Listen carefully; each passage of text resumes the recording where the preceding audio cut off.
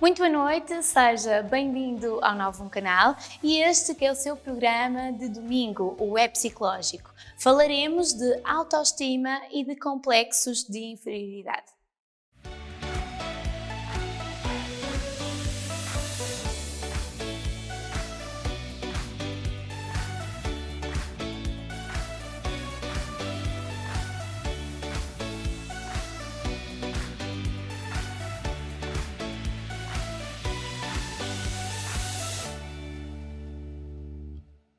Todos nós temos uma opinião sobre nós próprios e é esta opinião que está na base da nossa autoestima e afeta também a forma como nós nos sentimos em relação a nós e se nos valorizamos ou não. A nossa autoestima não é estática nem fixa, as crenças acerca de nós próprios variam conforme a situação onde nós nos encontramos ao longo da vida e à medida também que vamos vivendo e assimilando diversas experiências.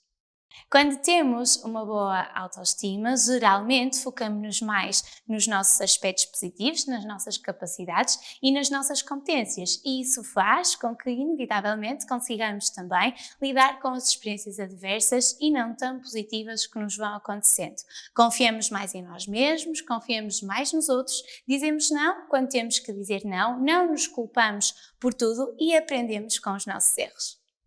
Contrariamente, quando nós não temos uma boa autoestima, as crenças acerca de nós mesmos são também elas negativas. Normalmente, focamos-nos muito nos nossos erros, culpamos-nos por tudo, mesmo quando efetivamente não temos culpa por alguma coisa ter acontecido. Desconfiamos mais nos outros, tendencialmente os outros tomam as decisões por nós e até podemos achar que não merecemos o amor de quem nos rodeia.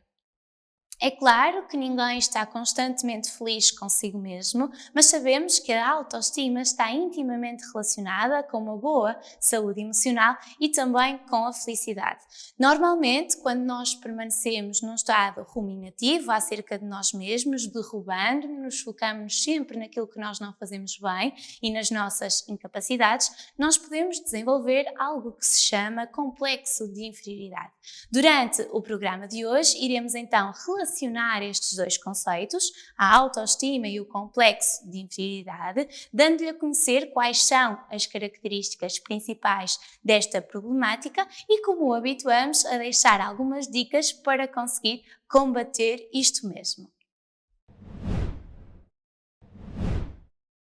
O facto de nos podermos sentir inferiores quando nos comparamos com alguém não significa que tenhamos um complexo de inferioridade, dado que isso dependerá da frequência, intensidade e do modo como crenças e pensamentos afetam ou não a nossa vida. Quando se diz que alguém tem um complexo de inferioridade, referimos-nos a uma pessoa que se sente inferior aos outros de um modo mais ou menos permanente, apesar de não existir qualquer razão que justifique esse sentimento. Quem sofre de inferioridade sente-se constantemente inseguro, imperfeito ou limitado em muitas situações ou com determinadas pessoas, o que gera uma grande tensão e um enorme desejo de fuga das mesmas em lugar de enfrentar essas mesmas situações. O modo como vivenciamos alguns acontecimentos de vida cria informações erradas sobre o nosso valor como seres humanos, o que pode resultar em comportamentos introvertidos que, além de causarem sofrimento emocional, causam muita limitação na vida social, profissional e pessoal. A sensação de inferioridade pode surgir como a consequência de vivências de fracasso de caráter amoroso, familiar, profissional ou académico. Os sentimentos de inferioridade podem provocar inibição e retraimento, dando lugar à constituição de uma personalidade tímida e insegura, com uma escassa atividade social. Se o sentimento de inferioridade não for demasiado intenso, pode levar à necessidade de superação, estimulando o sistema de compensação psicológica. Quando o sentimento é muito forte, pode levar à resignação, o que dá lugar a uma atitude de modéstia e timidez exageradas, insegurança e inibição, pelo que esta pessoa parece agir como se desculpasse constantemente pelo facto de existir. A palavra inferioridade implica, à partida, algo que é abaixo da média esperada e na relação com o outro, com o ser humano, está intimamente ligada com uma baixa autoestima. É uma espécie de sentimento de se ser mais pequeno, mais inútil, menos capaz, menos valioso e por isso tomar nota de algumas características relacionadas com este complexo, o complexo de inferioridade, é efetivamente um exercício importante que pode fazer aí em casa. Veja só. Pessoas que se sentem insignificantes face aos demais, tímidas, indecisas, retraídas, com tendência à introversão e com escassos recursos para superar situações excessivamente complicadas. Subvalorizam-se e acreditam não fazer nada bem, entrando num registro de funcionamento obediente e exageradamente submisso. Acreditam possuir enormes limitações e que nunca poderão fazer nada melhor ou tão facilmente como os que as rodeiam, sentindo grande necessidade de apoio. Sentem-se inferiores em relação aos outros, considerando que estes são mais afortunados do que eles, possuindo qualidades excepcionais. Tendem a afastar-se da maioria das pessoas, sentindo-se incapazes de enfrentar situações que avaliem como complicadas, pelo que não desejam estar junto de quem os fazem sentir-se inferiores. Costumam destacar os defeitos dos outros com o fim de demonstrar que não são tão bons amigos ou profissionais como os outros acham, realçando assim a sua própria imagem. Quando estão em modo defensivo, tendem a abusar da sua autoridade sobre aqueles que, pela sua situação laboral ou familiar, se encontram numa situação indefesa ou de desvantagem. Os sentimentos de inferioridade causam um enorme sofrimento na pessoa e normalmente acontecem de uma forma repetida e automática, muitas vezes até de forma inconsciente e também desesperada. Naturalmente, não existe uma receita mágica para se conseguir atuar nesta questão, mas importa ter também em consideração algumas sugestões que lhe deixo.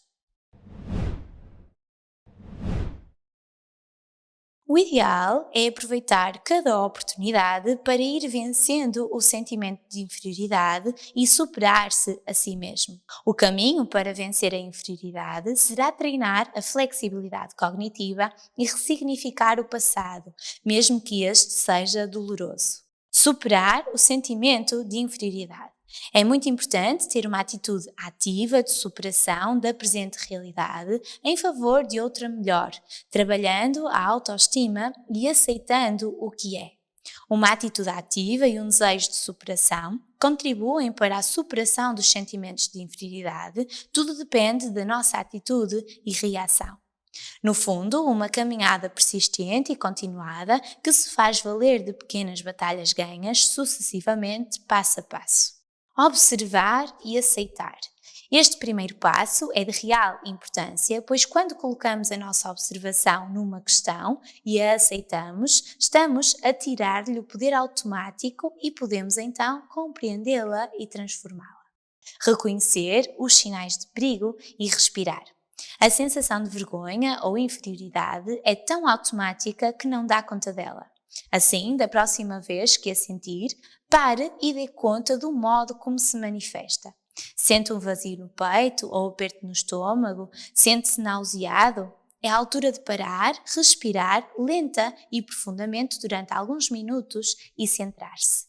Lembre-se que está prestes a reagir automaticamente a um velho pensamento repetitivo que, a miúde, atravessa a sua mente. Coloque-se em perspectiva. O ser humano é composto de luzes e sombras e ambas são parte da mesma unidade. Por outro lado, somos mais do que a nossa soma das partes e há que ter atenção à hipervalorização do menos bom. Desta forma, é importante ter também em conta as qualidades pessoais, recordando-as constantemente. Lista de pontos fortes. Sugiro fazer uma lista dos seus pontos fortes, quer psicológicos, quer físicos. A inteligência, o humor, a bondade, a imaginação, tudo aquilo que o torna num ser único e valioso, de modo a que possa também nutrir e celebrar todas essas suas luzes. Procurar o melhor em tudo. Poderá ser interessante conhecer melhor a pessoa que é, para além da aparência ou da sua posição social. Focar. Desenvolva os seus interesses e capacidades, centrando-se no que gosta de fazer, vivendo e desfrutando da vida na plenitude do momento. Rodear-se de pessoas positivas, cultivar amizades com pessoas que o valorizem e aceitem como é, ignorando quem o critica.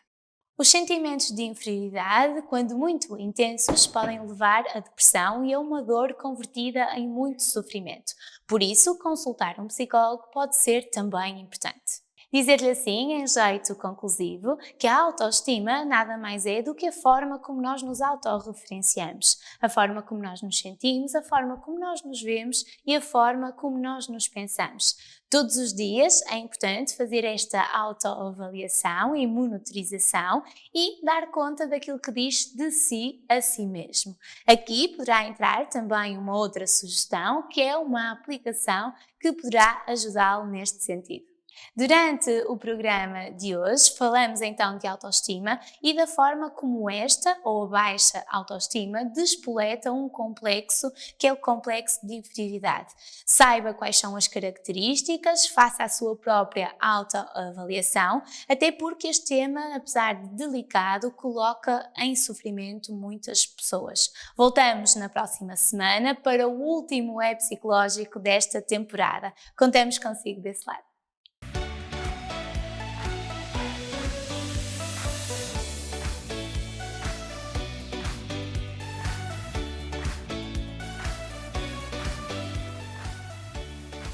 O É Psicológico com a psicóloga Marina Ferreira Silva volta para a semana.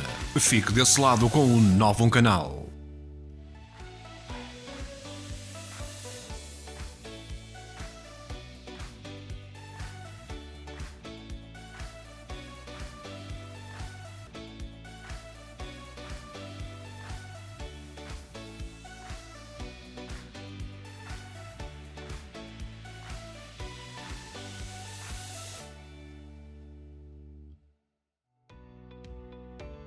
Novo canal.